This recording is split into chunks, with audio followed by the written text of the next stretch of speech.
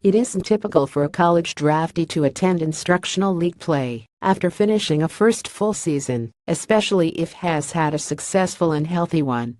So it was a little surprising to see Peter Alonso on the Mets Instructs roster as the fall program opened up after a 1-week delay due to Hurricane Irma.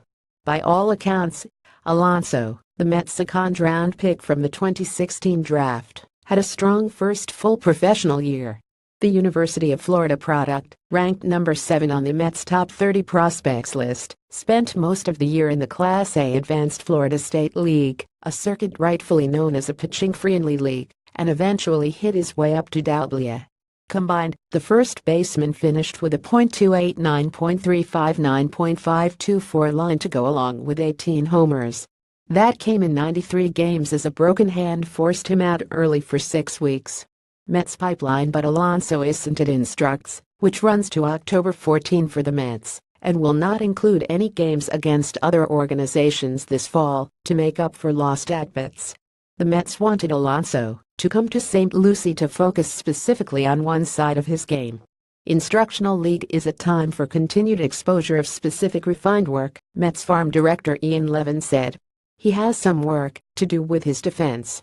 We brought him in to make some strides in that area. Alonso, who played third in high school but was a first baseman for the Gators over the course of his career, played 83 games at first in 2017. He made 19 errors in that span. While that rarely tells the whole story about a prospect's defensive ability, it's clear there is room for improvement. The hope is the extra work Alonso is getting now will help make sure that his glove doesn't keep his bat from continuing a quick path to the big leagues.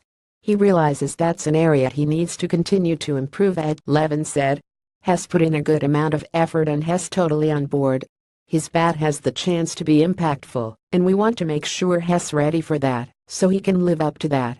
Those looking at Dominic Smith getting settled in at first base in the big leagues might be wondering how that will play out, given that neither player is capable of playing elsewhere. Levin definitely has a cross that bridge when we get their approach to the subject. Guys will always find a way to play, Levin said. Yeah, I'd rather have more than less. Jonathan Mayo is a reporter from LookPipeline.com.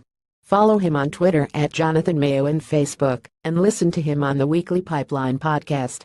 This story was not subject to the approval of Major League Baseball or its clubs.